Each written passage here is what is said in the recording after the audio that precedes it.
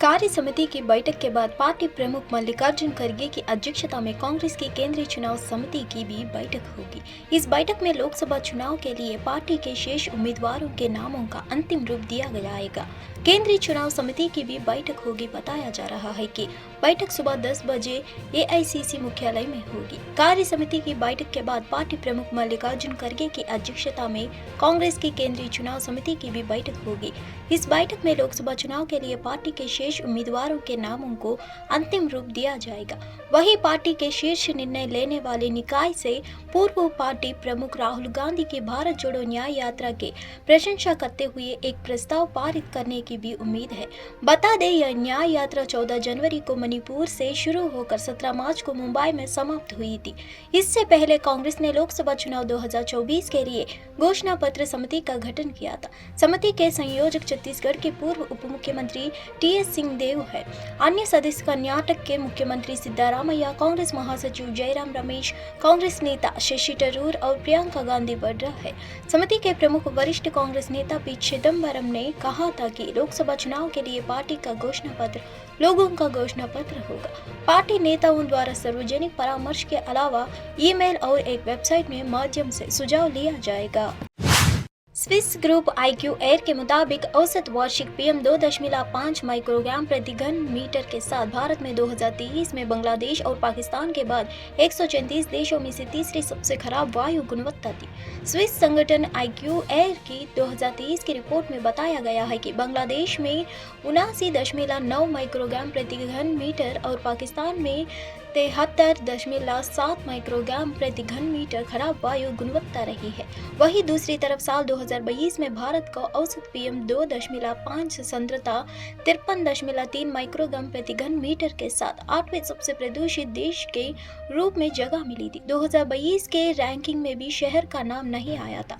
दिल्ली साल 2018 से लगातार 4 बार दुनिया की सबसे प्रदूषित राजधानी रही। रिपोर्ट में बताया गया है कि भारत में 1.36 अरब लोग PM 2.5 की चपेट में आ रहे हैं। 2022 में विश्व वायु गुणवत्ता रिपोर्ट में 151 देशों में और क्षेत्रों के 7,323 स्थानों का डाटा शामिल था। 2023 में यह संख्या बढ़कर 134 देशों और क्षेत्रों में 7,812 स्थानों का डाटा शामिल है। वायु प्रदूषण से होती ये बीमारियां दुनिया में हर 9 में से 1 मौत प्रदूषण की वजह से हो रही है, जो मानव स्वास्थ्य के लिए सबसे बड़ा पर्यावरणीय खतरा बनता जा रहा है। WHO के रिपोर्ट के मुताबिक वायु प्रदूषण हर साल दुनिया भर में अनुमानित 7 मिलियन असामयिक मौतों के लिए जिम्मेदार है। PM 2.5 के संपर्क में आने से कई तरह की बीमारियां बनती है, जिनमें अस्थमा, कैंसर, स्ट्रोक और फेफड़ों की बीमारी शामिल है। क्या होता है PM 2.5? स्वास्थ्य विशेषज्ञों के मुताबिक PM 2.5 प्रदूषण कणों की उस श्रेणी को संदर्भित करता है जिसका आकार 2.5 माइक्रोन के करीब का होता है। मुख्य रूप से जंगल की आग, बिजली संयंत्रों और औद्योगिक प्रक्रियाओं के कारण इसका स्तर बढ़ जाता है। देश भर में CAA लागू होने पर विपक्ष लगातार हमलावर है। हालांकि गृह मंत्री ने साफ कर दिया है कि CAA इस देश का कानून है। हमने घोषणा पत्र में वादा किया था। बीजेपी का एजेंडा बिल्कुल साफ है। मोदी की हर गारंटी पूरी होगी। केंद्र सरकार ने 11 मार्च को देश भर में CAA लागू कर दिया था, लेकिन इसके विरोध में उठने वाले स्वर भी कम नहीं है। नागरिकता कानून के खिलाफ सुप्रीम कोर्ट में ढेरों याचिकाएं दाखिल की गई, जिन पर आज से सुनवाई शुरू होगी। सुप्रीम कोर्ट के चीफ जस्टिस DY चंद्रचूड़ खुद CAA पर दाखिल याचिकाओं पर सुनवाई शुरू करेंगे। उनकी बेंच में अन्य 2 जज भी सुनवाई में शामिल है। मंगलवार यानी कि 19 मार्च को नागरिकता कानून के खिलाफ दाखिल याचिकाओं पर सुनवाई होगी। CAA को चुनौती देने के लिए सुप्रीम कोर्ट में देश भर में 237 याचिकाएं दाखिल की गई है। कांग्रेस और आम आदमी पार्टी समेत कई विपक्षी दल नागरिकता कानून का विरोध कर रहे हैं। CAA 11 नवंबर 2019 को संसद के पास हुआ था। उस समय इसे लेकर कोई याचिकाएं दाखिल की गई थी।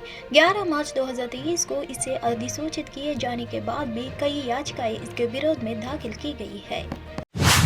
प्रवर्तन निदेशालय ने सोमवार को आरोप लगाया कि भारत राष्ट्र समिति की नेता के कविता और कुछ अन्य लोगों ने आम आदमी पार्टी को 100 करोड़ रुपए का भुगतान करके दिल्ली आबकारी नीति में लाभ पाने के लिए अरविंद केजरीवाल और मनीष सिसोदिया समेत पार्टी के शीर्ष नेताओं के साथ साजिश रची थी। ईडी के इस दावे पर अब आपकी प्रतिक्रिया आई है। आपने आरोप लगाया है कि जांच के इस्तेमाल लोकसभा चुनाव से पहले केजरीवाल की छवि को खराब करने के लिए किया जा रहा है। आपने एक बयान में कहा, पहले भी कई मौके पर ईडी ने इस तरह के बेहद झूठे और तुच्छ बयान जारी किए हैं, जिससे पता चलता है कि एक निष्पक्ष जांच एजेंसी होने के बजाय यह बसपा की राजनीतिक शाखा की तरह काम कर रही है। आपने कहा कि एजेंसी के आरोप हर दिन झूठ फैलाकर और मीडिया के सनसनी पैदा करके केजरीवाल और पूर्व उप मुख्यमंत्री मनीष सिसोदिया की छवि खराब करने का एक प्रयास है। सरकारी तेल कंपनियों ने आज यानी 19 मार्च को लिए पेट्रोल डीजल की नई कीमतें जारी कर दी है। हर दिन सुबह 6 बजे देश भर में पेट्रोल डीजल के भाव अपडेट किए जाते हैं, जिसके मुताबिक देश के ज्यादातर राज्यों में पेट्रोल डीजल के दाम स्थिर है। वहीं कई राज्यों में पेट्रोल डीजल के भाव बढ़े हैं, जबकि कुछ राज्यों में पेट्रोल डीजल सस्ता भी हुआ है। ऐसे में आप तेल भरवाने के लिए जाने से पहले पेट्रोल डीजल के लेटेस्ट रेट जरूर चेक करें। बता दें कि देश की प्रमुख सरकारी तेल कंपनियां जैसे भारत पेट्रोलियम, हिंदुस्तान पेट्रोलियम और इंडियन ऑयल फ्यूल रेट जारी करती है, जो अंतर्राष्ट्रीय बाजारों में कच्चे तेल के दाम पर आधारित होती है। चलिए जानते हैं कि आज देश भर में पेट्रोल डीजल किस रेट पर मिल रहा है। अगर देश के महानगरों की बात करें तो राजधानी दिल्ली, मुंबई, चेन्नई और कोलकाता में आज पेट्रोल और डीजल के भाव में कोई बदलाव नहीं हुआ है।